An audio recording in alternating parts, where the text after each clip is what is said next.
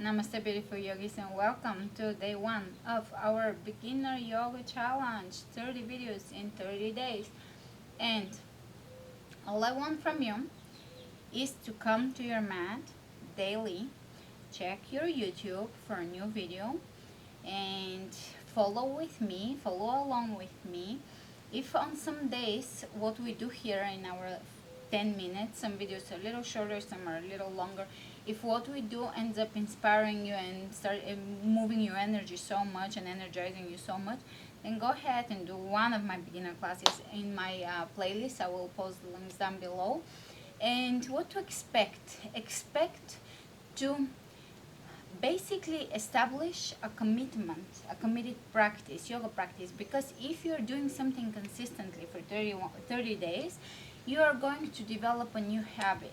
And also along the way you're going to learn yoga. If you're not familiar with the basic yoga positions, you will learn the basic yoga positions, and you will get used to how we move our bodies in yoga and in bodyweight training.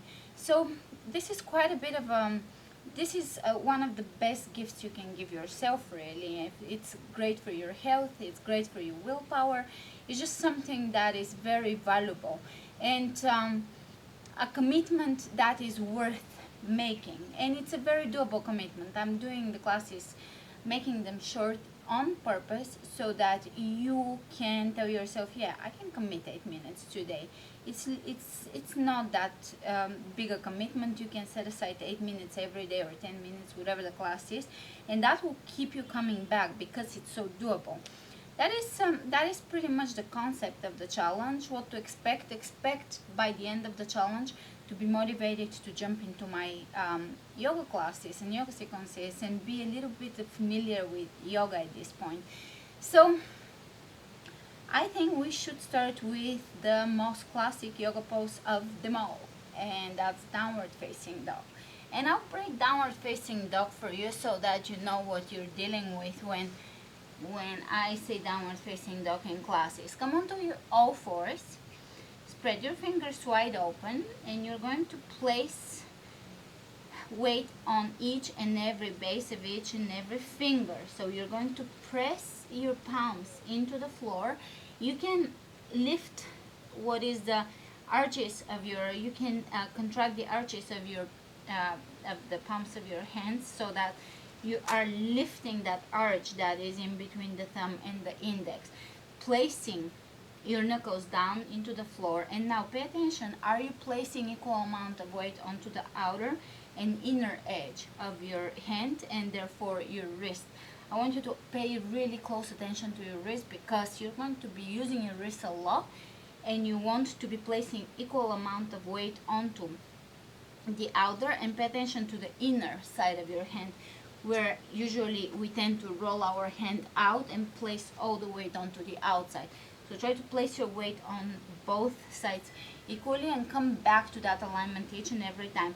From here, you're going to feel a spiral of energy lifting the weight away from your hands into your forearms. So basically you want to feel that you're not just collapsing onto your wrist, but there is a lifting energy that is lifting, distributing some of the weight upwards into your hands. That is an energetic feel there, but nevertheless very important for the health and strengthening of your wrists, and they will strengthen over time if you use proper alignment.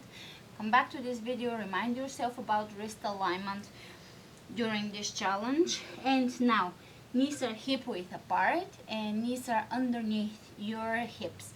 Take your toes under, and from here you're going to straighten your legs and lift your body up. Great. From here, feet are hip width apart. You're going to start walking in place, placing one heel down towards or on the mat at a time. So that is stretching your hamstring, and it's preparing you to get into a steady down dog. Keep walking in place here. Hands are working. Still paying attention to the alignment in your hands and wrists. And now you're going to take a static downward facing dog, lifting the tailbone as high as you can. If you cannot straighten your legs, you're going to keep your knees bent, but keep your back straight. Otherwise, you can straighten your legs and keep your heels either off the floor, or for the very flexible of you, you're going to place the heels down on the floor. If that's not possible, don't worry about it. It's not mandatory, or it's not something you're supposed to be doing. Only if you can place your heels down, then do so. And from here, you're going to shake your head yes and no, making sure that your neck and face muscles are relaxed. There is no tension in your face and in your neck. Lifting to the tailbone as high as you can so that your spine is elongated, and keep your shoulders away from your ears. So you're going to roll your inner elbows somewhat towards each other, which places the shoulders away from the ears and widens the shoulders and keeps the shoulder blades tucked into the back. Great, so that's downward facing dog. You can come down onto your knees, coming to all fours, and from here you're going to bring your chest between your hands, lower down, and from here come onto your belly, hands underneath the shoulders, elbows into your rib cage, and lift up. Now I don't want you to lift very high here. I want you to lift just as much as you can for a nice back extension without compressing your lower back. So lift here, keep your elbows bent, lengthen the lower back, mid back, neck, look up, stretching the belly, and lower down for a second. Again, elbows into the rib cage, one more time. Shoulders away from the ears, breathe. Lower down, and we'll do it one more time. Inhale.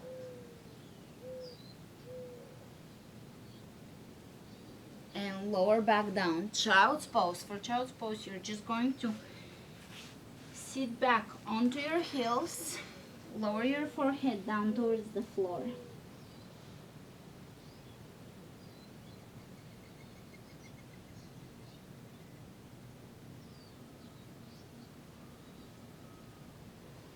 Inhale, coming back up, and we're going to take downward facing dog one more time. Remind yourself about the wrist alignment, shoulders away from the ears, tuck your toes under, downward facing dog.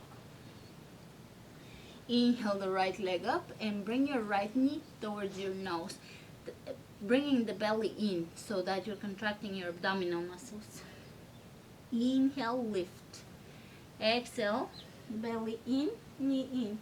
2, 3, 4,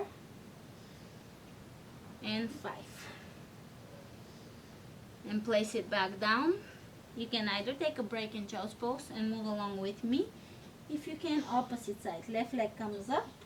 Exhale, knee in. Inhale, lift.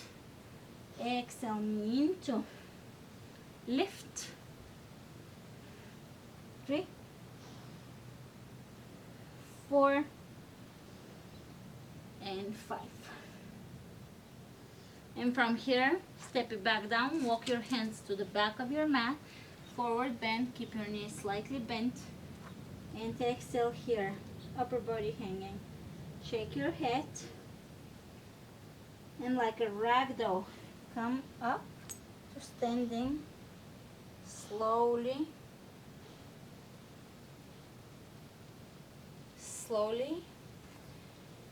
straightening your spine. So here we're going to roll the shoulders back and down, lift through the crown of the head, standing tall, hands over the heart. And I think that was a good introduction to our 30-day beginner yoga challenge. You learned downward facing dog and cobra. Feel free to do it one more time, the video, so that you can really remember the alignment for downward dog and the alignment for cobra. And I'll see you tomorrow. Namaste.